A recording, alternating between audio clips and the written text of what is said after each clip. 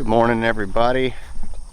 Hopefully my lens doesn't fog up. It is a foggy morning, July 24th, 2024. It's like 7:30 in the morning.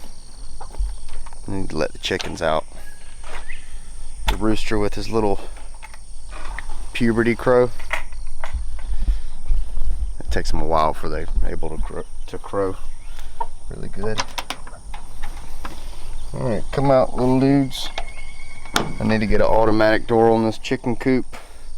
Look at this kale that's growing right here. Isn't that amazing? It's huge. It's like 3 feet high. But the chickens can only reach the bottom part of it, and they've been using it for shade and cover and whatnot. So that's worked out good for them. Alright, come scratch. I just built this chicken coop. I finished it like back in April or so, I think. My friend Wes gave me some chickens,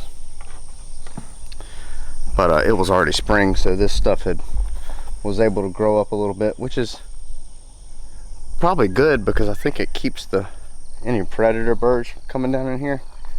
But here's my little fence around the coop. It's worked out really nice. These are butter beans growing up it, and there's watermelons on the ground right here, as you can tell. There's a little watermelon. These are just watermelons from seed. I don't know what they are. I'm sure they're crossed with all sorts of stuff. But I mean, the deer typically love these butter beans, but I put these lights, these predator lights on here, and these flash at night.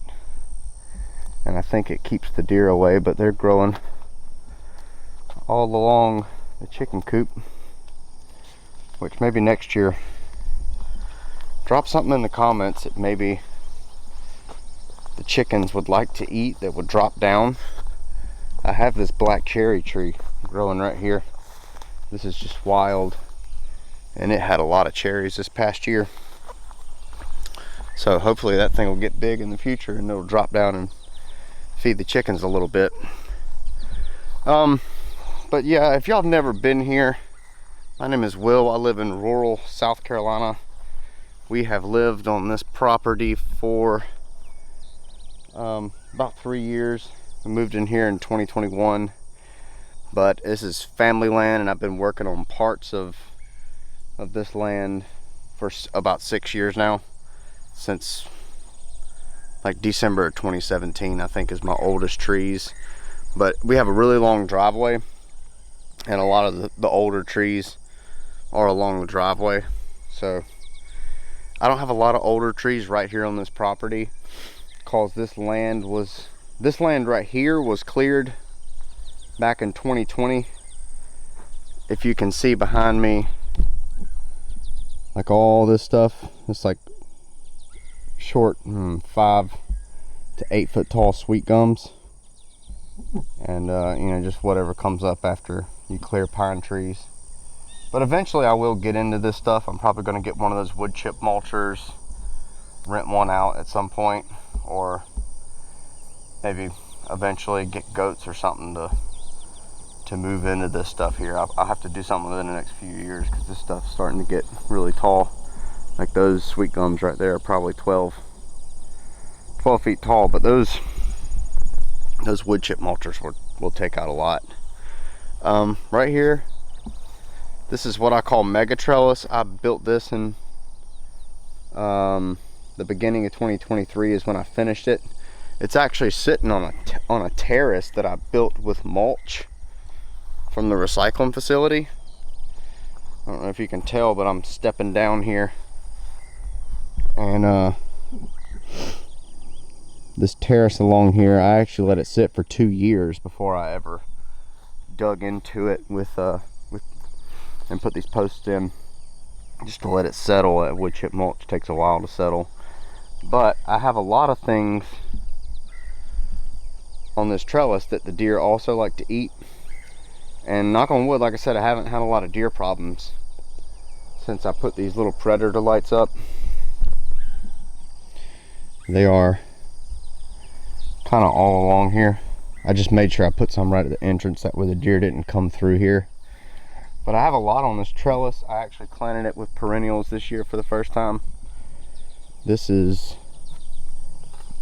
not, I mean, it comes back year after year, but it comes back from the roots. But this is Apios americana, which is a type of ground, it's a ground nut, which is native to North America, I believe. I think it was a Native American crop, but it's taken over this trellis.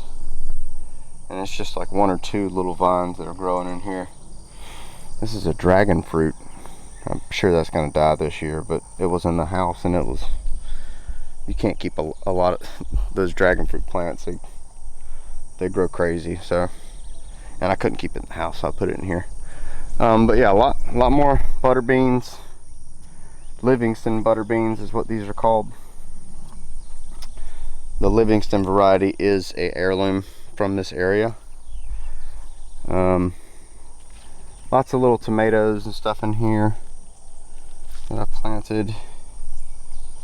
None are really ripe right now. A lot of Romas that are ripe. The tomatoes are doing okay. There's cucumbers over here. I'm actually pretty much just letting the cucumbers go to seed at this point. But there are a couple little ones that I'll keep picking. But they kind of give out after you let the larger ones go to seed. They don't, the small cucumbers get like they start getting an odd shape to them. Yeah, I need to pick these tomatoes. Those are looking pretty good. The best tomatoes here in South Carolina that I grew were Parks Whopper. So if you're in the South, that's a good one. Roma tomatoes and Parks Whopper specifically always seem to do really good. I always grow those two things. But as far as perennials on this thing, which is what I want to move a good portion of my property to, is perennials.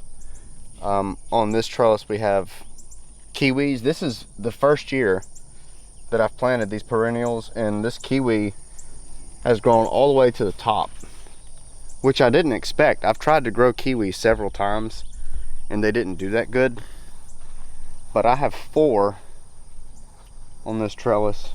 This is a ground cherry too. Those are really good. I have 4 kiwis. Here's another one right here. That's a kiwi. I think I got those from Logie's. This is a honeyberry right here, which I believe is in the honeysuckle family, but it produces a fruit that kind of looks like a blueberry. I'm excited to see that. I'm not actually sure if that honeyberry needs trellising, but I haven't quite grown it successfully. I grew it in a garden that I have way down here, which is more like a zone 4 or so, if y'all know much about permaculture. I just don't get down there much, and the honeyberry needs a little bit more attention, so I grew some up here, and it did okay down there, but it's just too many weeds, and I can't keep up with it that far away from my house. So yeah, I'm excited about the kiwis and the honeyberries.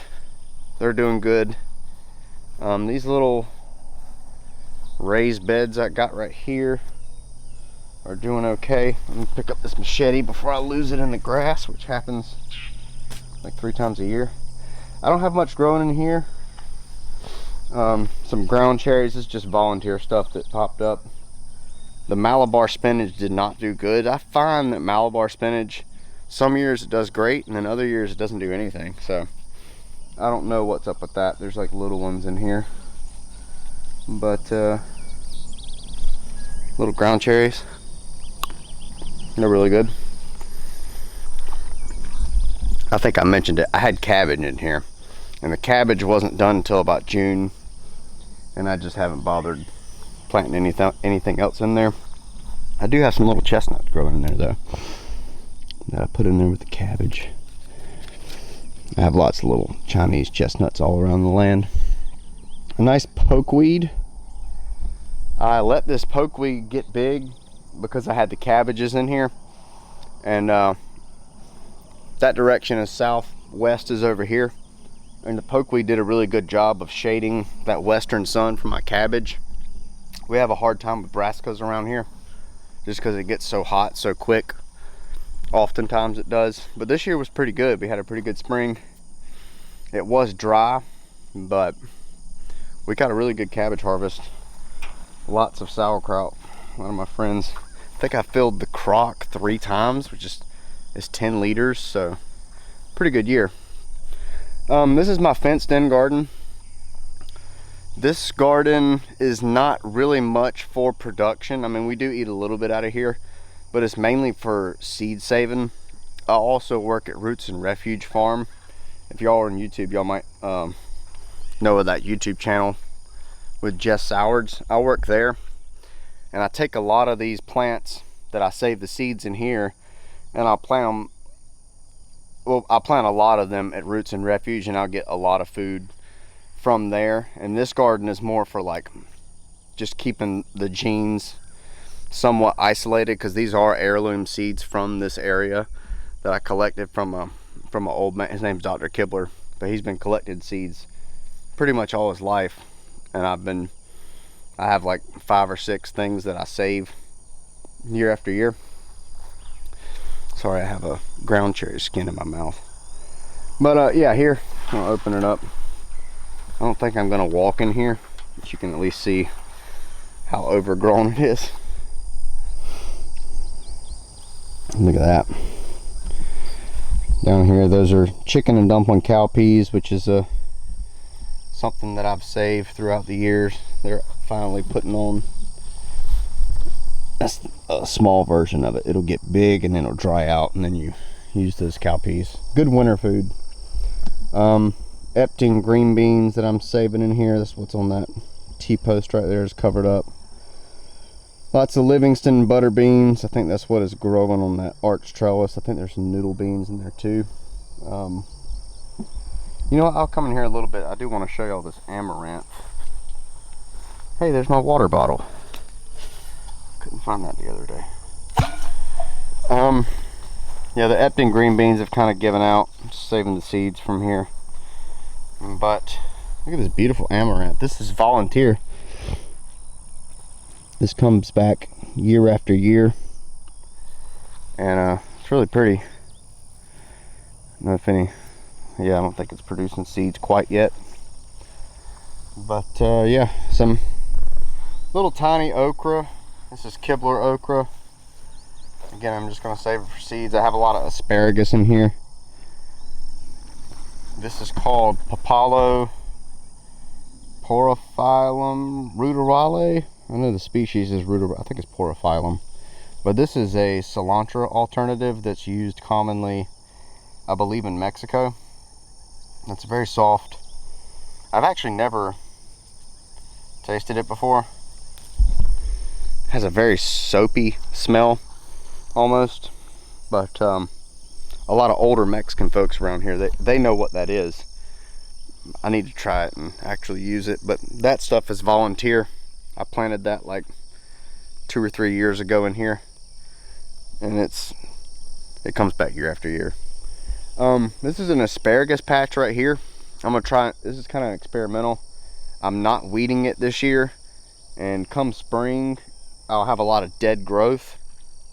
Come spring next year I'll have a lot of dead growth, and I'm gonna set that on fire. And I've heard that asparagus responds fairly well to fire, so we'll see about that. Here's another asparagus patch right here. It's growing little trees in there now. I need to get in here and actually get some of this older okra. But that's mostly what's in here: the cowpeas, the butter beans. Here's the butter beans when they dry up. We had a lot of rain last night, but these will be shaken in there. And it's usually 2 to 3 butter beans in each one, which it takes a while to pick, but they produce so much. And I believe that, I'm pretty sure the plant's a nitrogen fixer too. It's a legume. I think it's a legume. But yeah, that's mainly what's in here. We had a child this year, so May 30th is when Mine and Taylor's, my wife, was when our son was born. So it's been a very busy year. I have to go to work in that garden, and then work on my videos and whatnot. I don't have a ton of time to be doing a lot in here, but as I said, I just use it more for a seed garden this year. You know, maybe turn it into more of a production garden for food next year. I don't know, we'll see. Look at my muscadines. Look at that. I don't know if y'all can tell. My camera will focus. There you go. This thing is loaded. Now these are the dark purple ones. They get huge. They're all up there. I mean, this thing is probably 20 feet long, and this is just loaded with muscadines. I can never remember which one is muscadines and which one is scuppernongs. I'm sure y'all will let me know in the comments. Right here around the house, it's very weedy. I need to figure out what I need to do with this area. I planted a bunch of walnuts in here. That's what these are right here. There's probably 40 walnuts or so in there. And these are also some walnuts and a watermelon. It's a watermelon growing out of it. But I didn't plant much around the house. I'm just kind of wary of all the toxic potential building materials that were in there. This right here is apple mint. If you walk in front of this stuff, like in the middle of the day, like you can just hear the bugs are just, they go crazy for that stuff. But yeah, we'll keep going around here. There's a cool mushroom. Some sort of parasol, I think. Yeah, I think that's a parasol mushroom. I don't know much about it.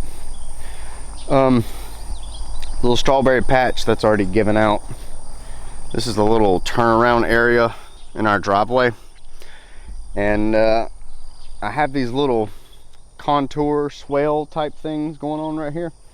There's not a lot planted in them really at all yet. I'm just kind of, I don't really know what I'm doing with here. waiting for my YouTube channel to go off so I can afford some stuff to put in here. But for now, I'm just letting them, I guess you could call it like a quasi zone 5 or something, but I can actually go in here and burn this or clear it off pretty quickly when I am able to get perennials for it. But there are lots of passion fruit in here. Kind of a dead little flower there, but it will turn into some passion fruit, and we'll get a little bit of, we'll get some harvest from that. Maypop, as my grandma calls them. Right here we have behind us, this is a Illinois everbearing mulberry. It's a huge tree. This thing's only like 3 years old, I think, and it's like 15 feet tall at least. But this will produce fruit for about 2 months, whereas other mulberries are like 3 weeks typically. Underneath it here we have a herb garden, which is kind of grown up. There was a lot of basil, and we've already made our pesto for the year. We canned about 12 jars or so, I believe, so far, but it's kicked out now. It's kind of going to seed. So, but we have some pretty zinnias. As you can tell, there's some zinnias growing in here. These are all volunteers. A lot of this garden is just volunteers at this point. Now these are the green ones. They stay green until they're done, which I think these are the scuppernongs. I think the purple ones are muscadines. I don't know, I'll correct it on the screen, but I mean, it is weighing down this trellis. There's way too many. I guess not too many, but I didn't concrete these in or anything. So next time I build a muscadine trellis, I need to make it a lot stronger. This is some old thyme right here. This is like 4 years old. I had transplanted it from my mom's house when we were living there. But it's English thyme, some sage. It's like Italian thyme, more sage in there. There's lime thyme and lemon thyme back there. There's a sage plant. Hey, P-Bear. But yeah, just nice little herb garden. The deer don't mess with that. On the other side of the mulberry, I passed by this, but this is a prickly pear. Nopales. Very good. You can eat the pads in the spring. In the fall, they get really fibrous.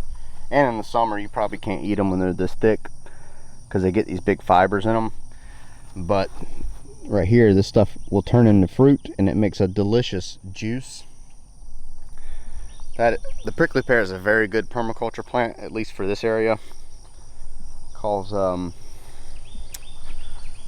it's super easy to grow, and you get the fruit, and I mean you can eat pretty much the whole plant. I don't think you can eat the roots, but this area is where we do our mushroom inoculations. So yeah, that's our west side of the house. Got our shed over here. I might take y'all to my mom's house and let y'all see some of the older trees there. They're full of fruit. I got a lot of apples this year. Our silverberry did really good. Pears did not have a good year. Peaches had a good year. Plums had a great year. The plum trees are at my dad's house. I'm definitely not going to go there. But in this area we have Dutch fork pumpkin. Another heirloom. There's a pumpkin. And then there's a watermelon. 2 watermelons in there. It's nice to see. I actually haven't walked up in here yet. Another pokeweed that I just let go. Taylor will actually, my wife, she'll take the berries from the pokeweed, and it's actually the seeds, I believe, that are poisonous in the pokeweed. And if you strain the seeds out, she makes a really good soda out of them. I don't know much about that, so watch a YouTube video or something on that. But yeah, these are looking pretty good. Another watermelon over here. Look at these big pumpkins. We actually don't eat a lot of these pumpkins, but they are a good emergency food. And they store for, you store them in the air conditioner, they store for like a year and a half. Trying to think where all I want to go. We'll head down to the mushroom yard and I'll show you all that. This is a sour cherry tree. The deer started eating that. I didn't realize the deer would eat cherry tree leaves, but they just seem to eat everything around here. All right, well, I'm gonna go to the mushroom yard and then we'll go back to the south side of the house and we'll walk down. There's a little, I guess you could call it a forest garden, like a zone 3 or so, that I haven't done much chop and drop, but we'll check that out. It's American beautyberry, some wild stuff that grows here. And these do have edible berries, but they're not that good, honestly. But the leaves, they have a very specific smell and they keep the bugs away. So if you're like me this morning, I didn't put on bug spray, I'll tuck this in my hat and at least keep the mosquitoes away from my head. Oh, this is kind of a cool thing as far as edible wild things. A lot of people don't know about this. Let's see if y'all can tell. Devil's walking stick. Might need to adjust the light for y'all real quick. Yeah, this is called a devil's walking stick. I think the Latin name is Aurelia spinosa. Here's the leaves. And it's flowering right now. But in the spring, here's a small version of it. In the spring, see how they have thorns on them? You can actually eat these little shoots that come out the top, and they're very good.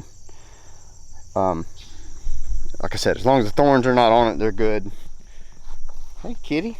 She doesn't usually come down here. What are you doing, girl? Oh, cool. There's some little mushrooms popping up in here.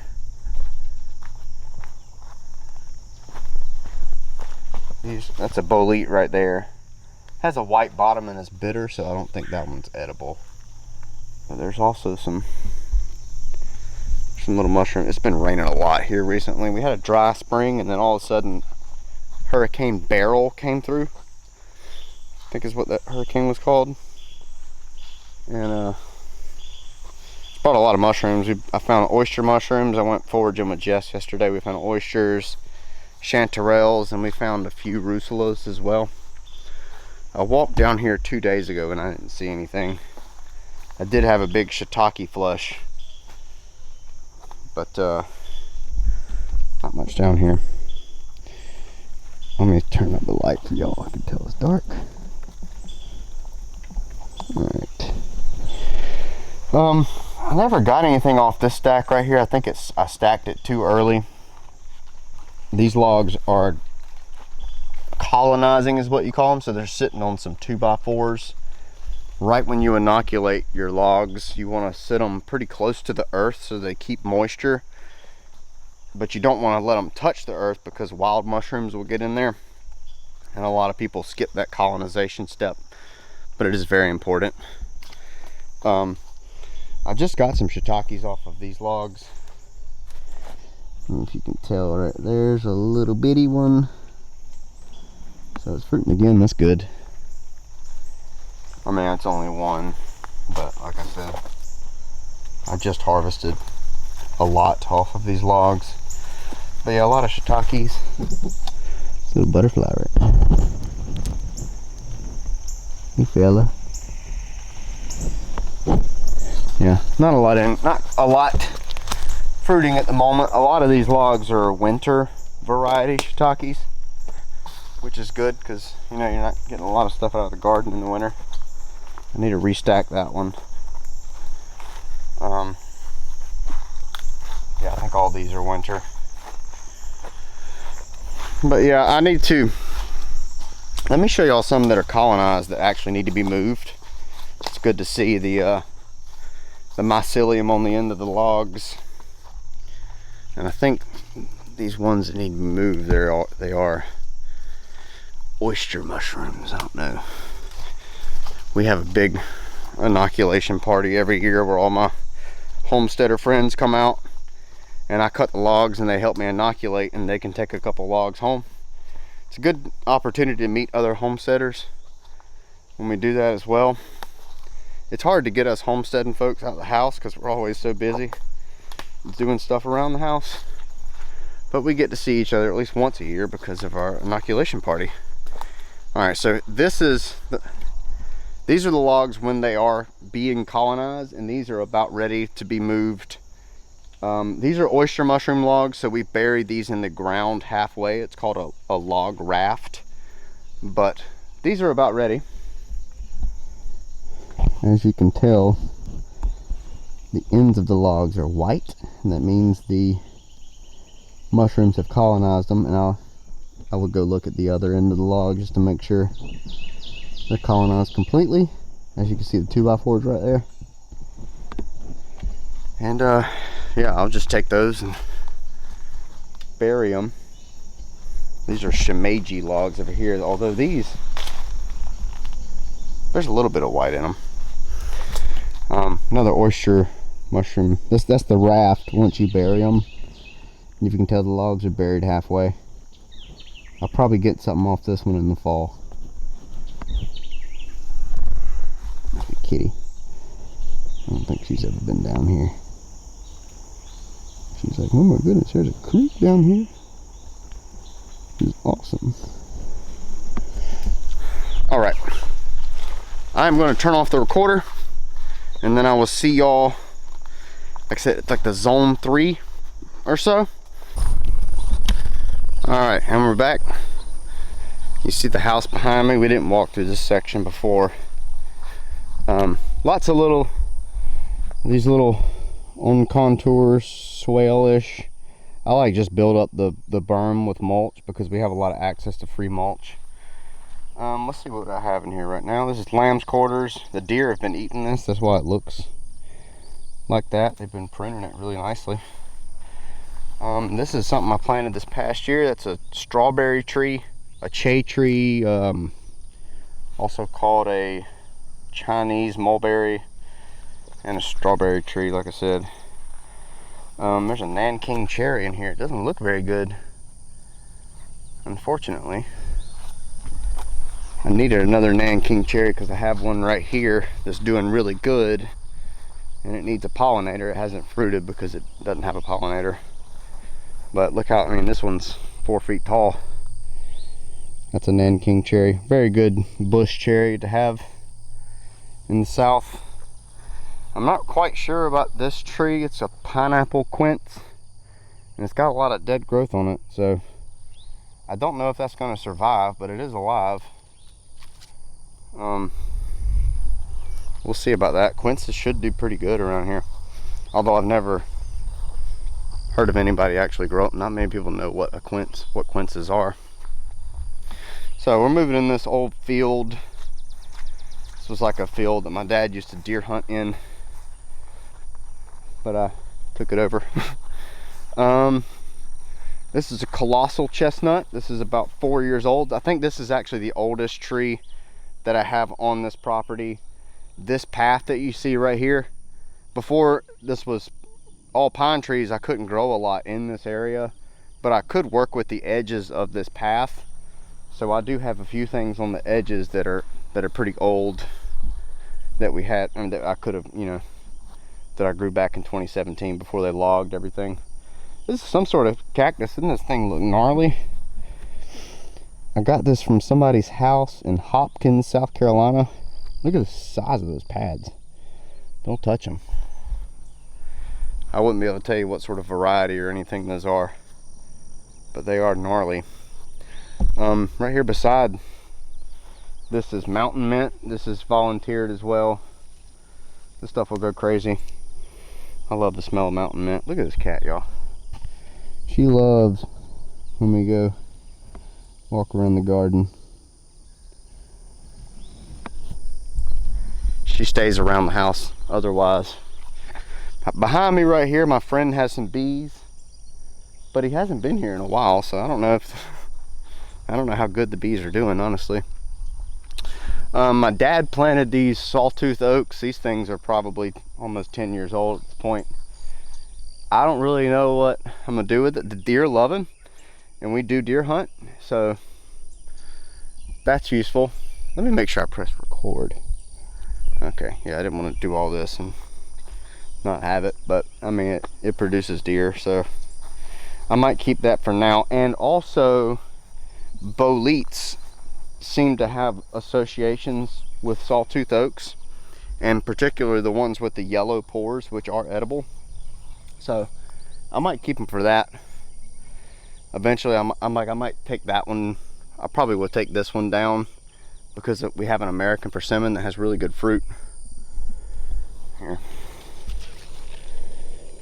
Beautiful American persimmon. These get pretty big fruit.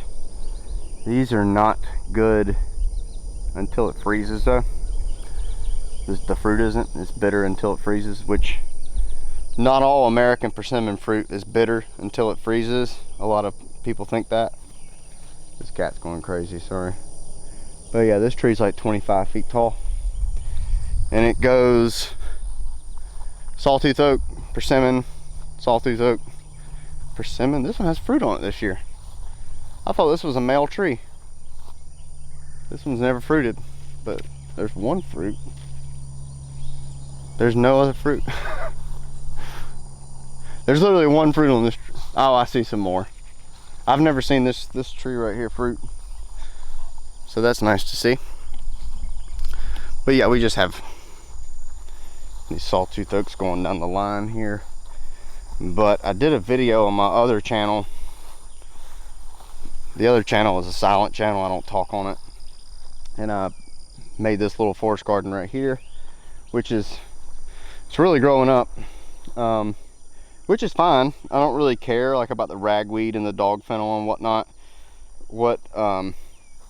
I have trees, I have chestnuts and stuff planted in here, and I'll let this ragweed and dog fennel just kind of take it over. And when the time comes when it starts growing trees, which it's not right now, I do see a couple hickories in here. That's a hickory. When it does start growing trees, what I'll do is I'll mark it in the summer. I'll just put some blue tape or something around the trees, and I'll go in and I'll cut the trees. But eventually those chestnuts and stuff will grow up through all these annuals. It doesn't really bother them that much. Honestly, they kind of like being shaded a little bit. But yeah, this area, a lot of chestnuts, which I did cage. So deer love chestnuts, but so I do know where they are, so I won't accidentally take them out. It's a honey locust I planted. I'm excited to get some honey locust going. Supposed to have, I think they were a sugar substitute back in the Native American days. And there's American persimmons popping up through here. I actually noticed this, and I don't remember planting it, but there's a fig right here, right beside my chestnut, so I hope that does good. But I don't remember planting that at all, which is kind of weird. Which reminds me, I need to go pick figs today. This area is where I grow my garlic. I planted watermelons in here, and they were growing for a little bit, but I don't have water down here, and we had like 100-degree heat for like a month straight with no rain. So I think the watermelons pretty much got taken out. But I probably need to come in here, cut all this grass, tarp it, and then I'll probably plant garlic or something in here again. This is a wild hawthorn, which I like to see. I like hawthorn fruit. One of my friend's favorite plants. It's kind of a weird plant to love so much. Rus, sumac. Again, these are all wild, more American persimmons, lots of American persimmons. This tree right here has smaller American persimmon fruit, but look how much is on each. And this isn't even our heaviest producer. We have some trees that have a gargantuan amount of fruit. We'll have a lot of that. We have, what have we done out of the American persimmons? Fruit leather. I've made hoshigaki out of the Japanese persimmons, which I don't have any Japanese persimmons here, but I do have some along the driveway. And the hoshigaki is the best thing that I've done with at least Japanese persimmons. Americans, drop some recipes if y'all know some stuff, because we have too much American persimmon. Another honey locust here. Look at the thorns on that bad boy. Something serious. And all up through here we have these little prickly pears growing in here. I probably do actually need to go in here and chop and drop around them, but we'll get to it. So that's pretty much this big field. I'm gonna ride up to my mom's house and show y'all some of the older trees. I don't really want to go down to this old forest garden. There's not really anything fruit in there. I don't have a lot that's like been able to compete with the weed growth down there.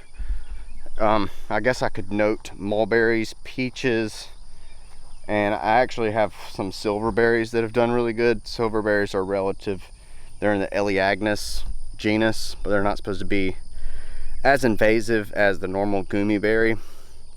So those three things have done pretty good down there. As far as that area, the thing I learned the most was just making sure I have access and I'm able to cut grass and stuff around it. That's why I kind of moved to these on contour berm type things, and I cut grass around either side of it. And that way, when I finally do want to move in it, I can access it from both sides. So something to keep in mind there. But that's it for this area right around the house. We'll move up to my mom's house and I'll show y'all some of the older trees there, and then we'll log out. Let's go for a ride, P. Like I said, I have a long driveway. We have a lot of stuff growing here. That's a jujube right there with the protector on it. And then there's another one. Puckleberry wants to chase rabbits. But there's another one right there. I I have to be wary. We have power lines. Hold on. Let me let this dog out. Come on, P. Go get him. She's got to chase the rabbits. But yeah, along this driveway we have a lot of stuff. Mulberries. We have mulberries. A bunch of Japanese persimmons and whatnot. Use the edges when y'all have them. It's just a really useful tip. I need to put a hat on because my hair looks insane. I need a haircut. My friend won't come and give me a haircut. It's too busy. But yeah, use the edges if y'all have them, because you're already maintaining that edge. And you know, if you study any permaculture, you know a lot of the productivity happens on the edges. So a little tip: if you can't, you know, clearing areas takes a lot of effort. It's easier said than done, you know. But there's a mimosa tree.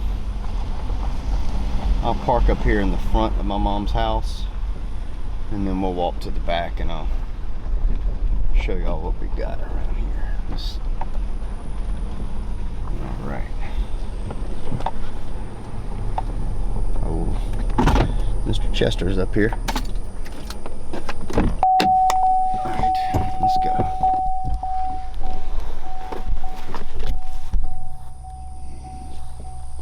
All right. So this tall fella is a hood pear. I need to come out here and prune these. I did prune them, but the place that I get the pears from, they kind of make them go a little bit tall, which is a little bit undesirable. They end up splitting later in their life. But let's see. That's a hood pear. Doing pretty good. I think that one's like 3 years old.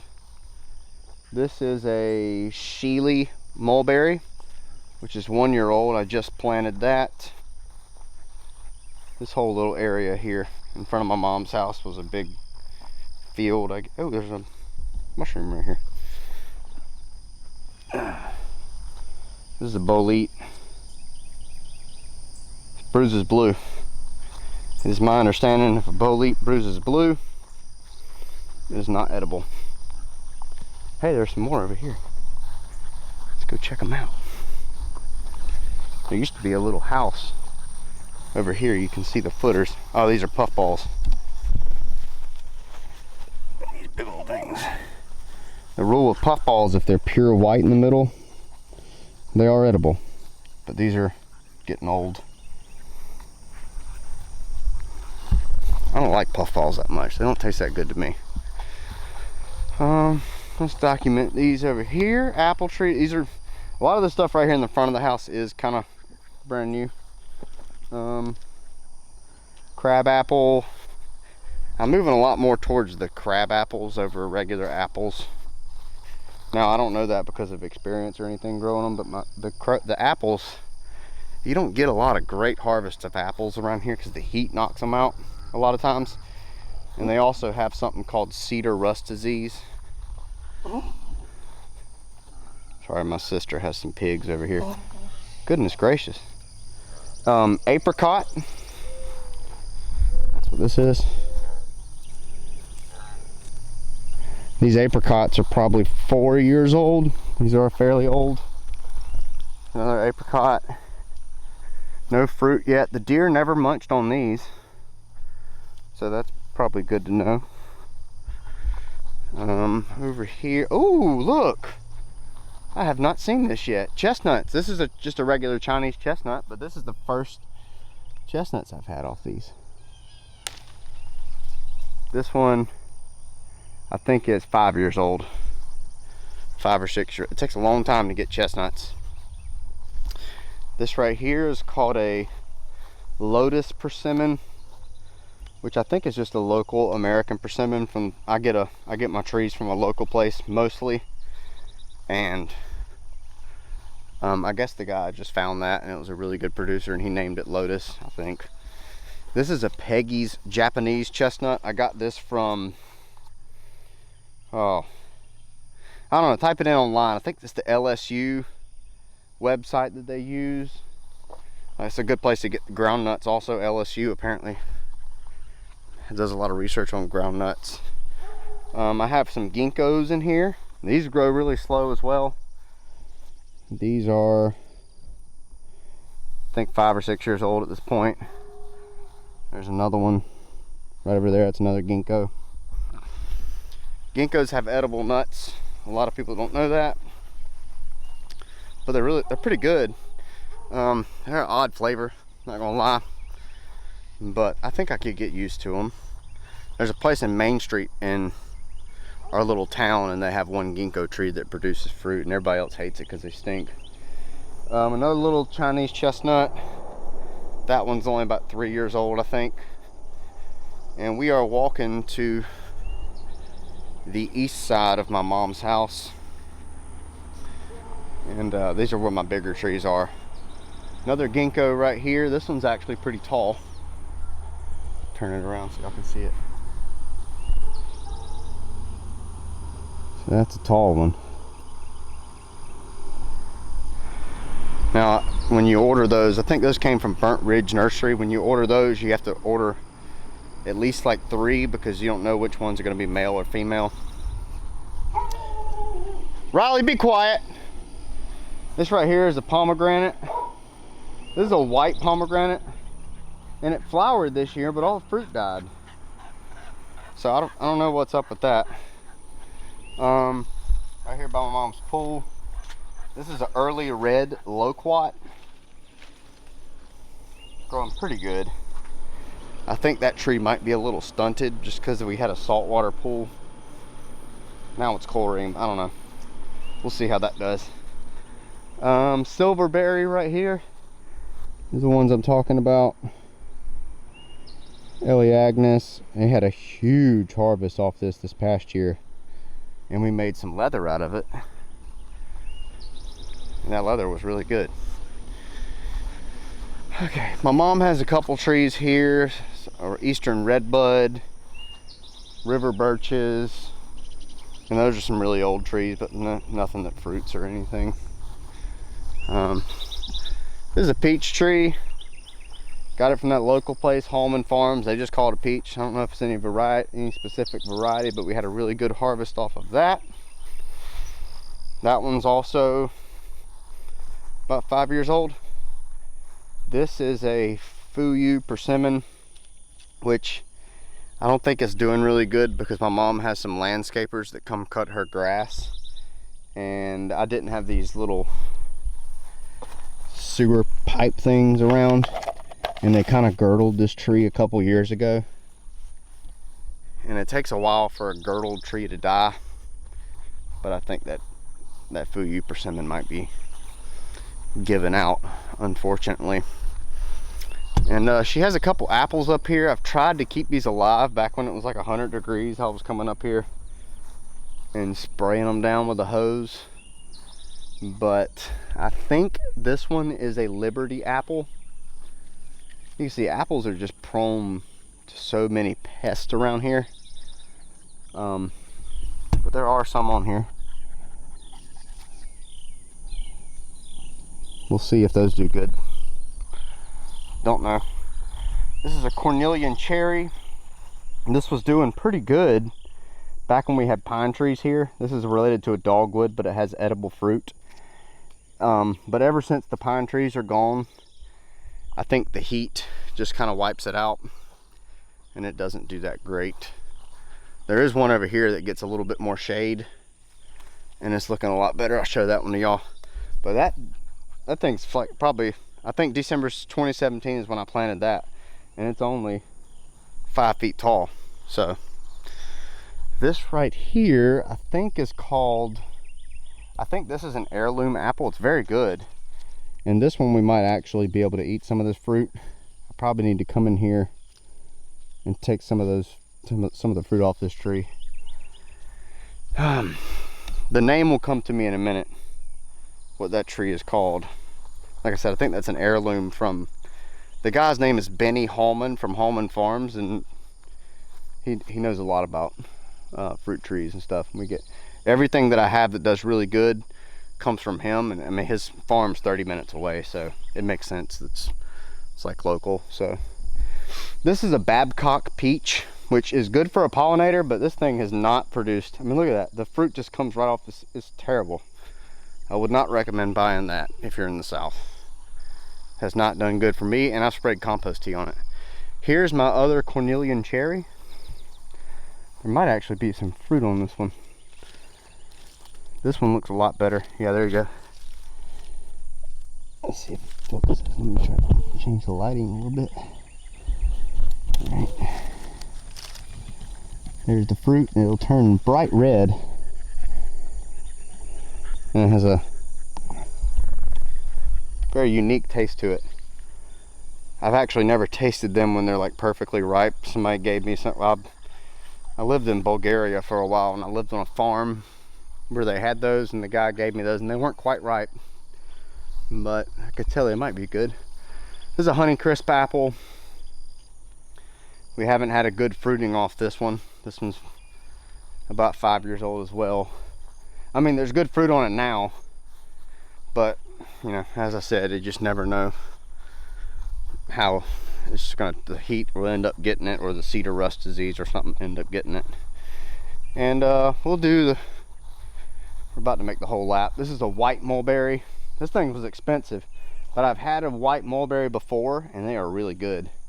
So I'm excited to see how that one does. That one's only like 3 years old. Mulberries grow very fast. We're going around to the back of the shed here. We got a couple fig trees. After this, it's a little one. They like growing against the buildings like this, I've noticed. But I've been able to keep the weed eaters away from them. I got 4 of them back here.